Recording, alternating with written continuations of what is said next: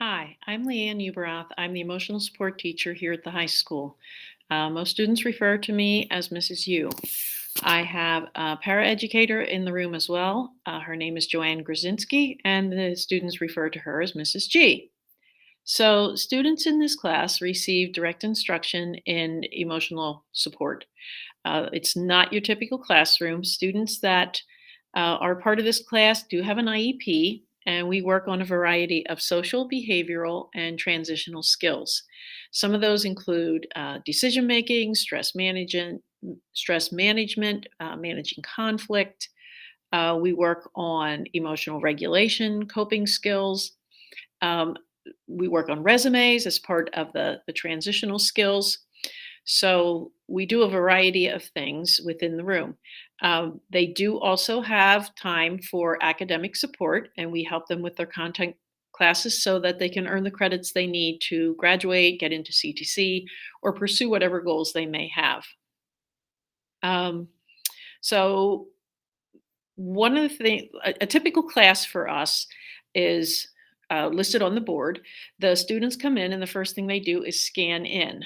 They use scan cards, they scan them on an iPad, just like people do when they are kind of clocking into work. So it simulates that the best that we can here. There's a reminder for them to grab their binder off the back shelf, and they get a slip of paper. And on that, they have to write something that they're grateful for, and why. We try and do the why. When they are finished with it, they hand it in. I try to read them the next day. Sometimes some of them are kind of personal, so we don't read those aloud. And we put them together to make a paper chain. And the paper chain is hung throughout the classroom. And it's supposed to be a bit of a reminder, a concrete reminder of all the things that there are to be grateful for.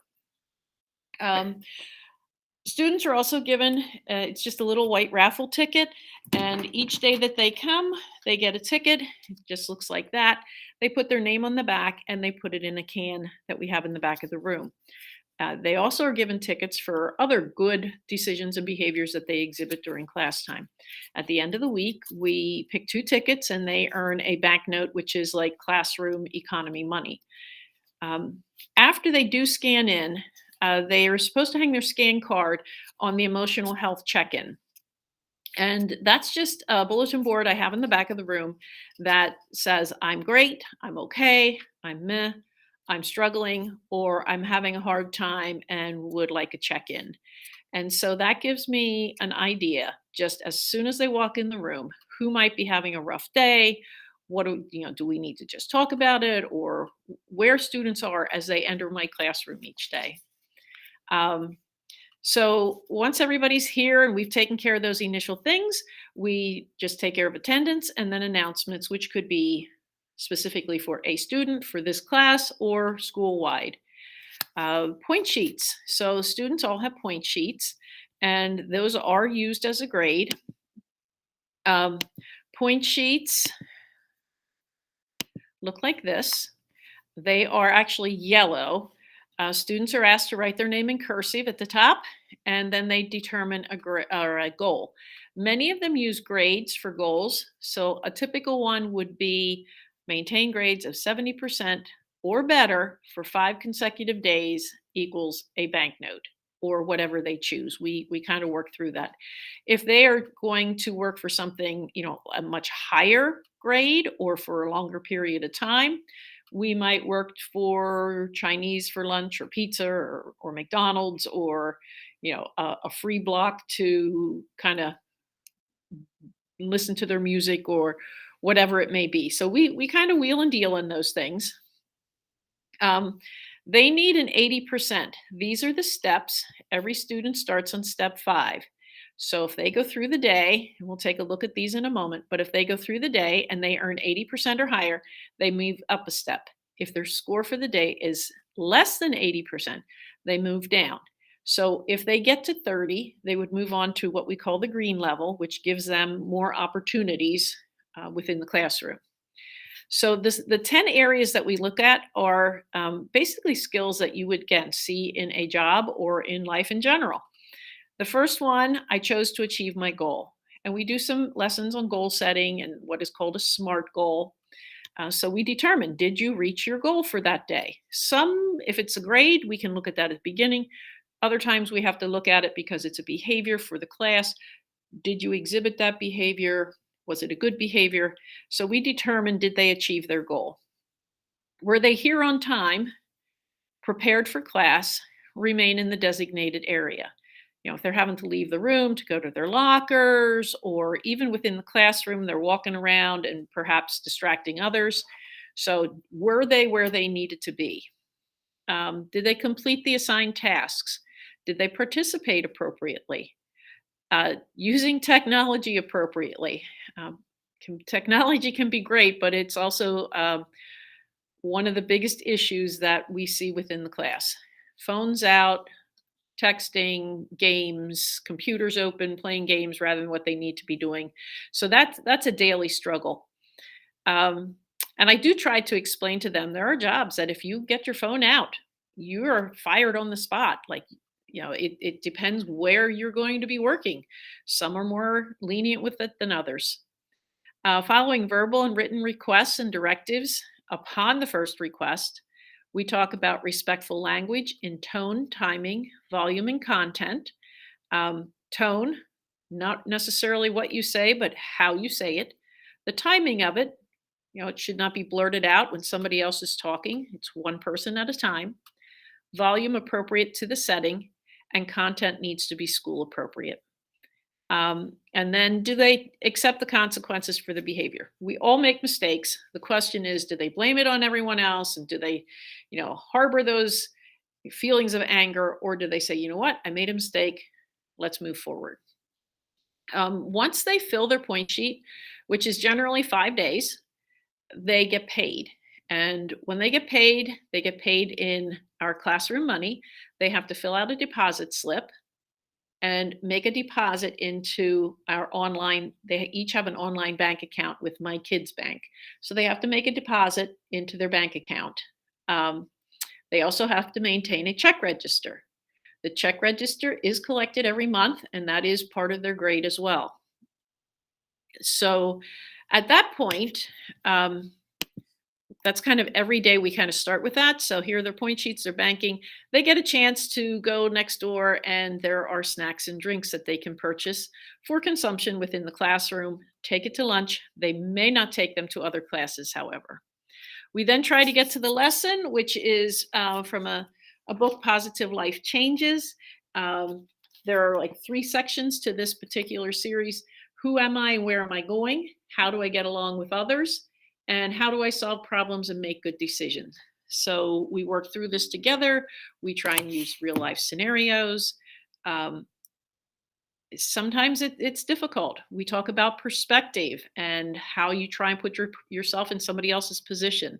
So it is the core of the lessons that we do.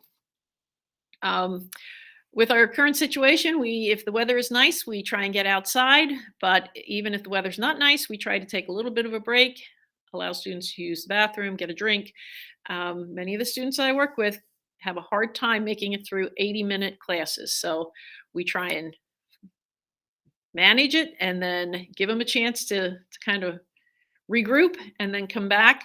And at that point, we might be working on support where we can give them some one-to-one assistance as needed, see what they need, how do they need to take care of that. We have the job trainer from an IU13 contracted job trainer, Mrs. Holbritter. Sometimes students go out on paid work crews. Sometimes she's right next door. So sometimes we work within the classroom or walk next door to her classroom and do some things. We also work on resumes, and we try and make sure to anything that they do, we try to make sure to update that on a regular basis.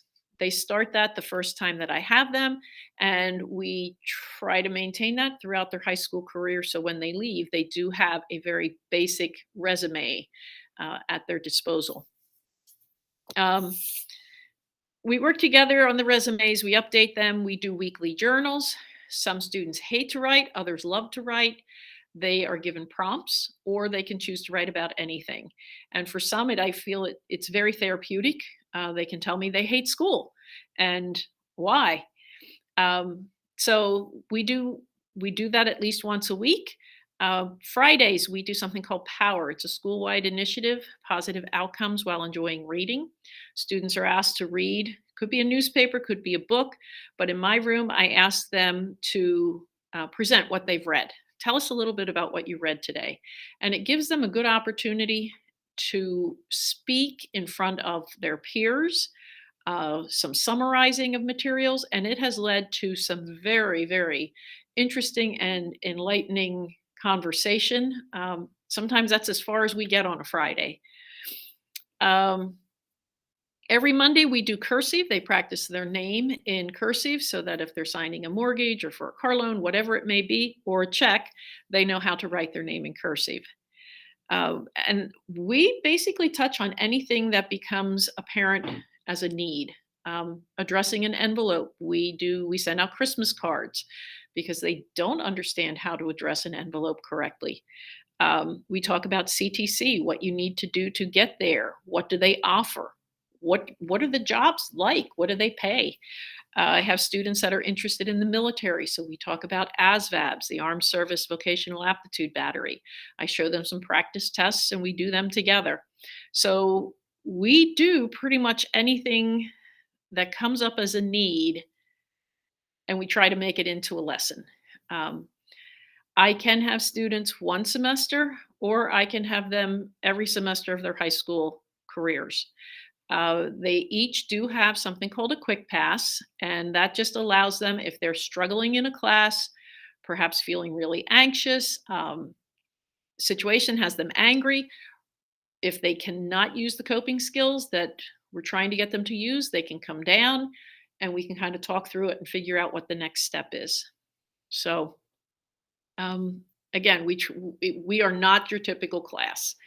If you would ever have any questions for me, please feel free to contact me. I can be reached through the high school number, which is the 717-336-1423 number, or you can email me at lueberroth@calico.org. That is on the school website as well. Thank you.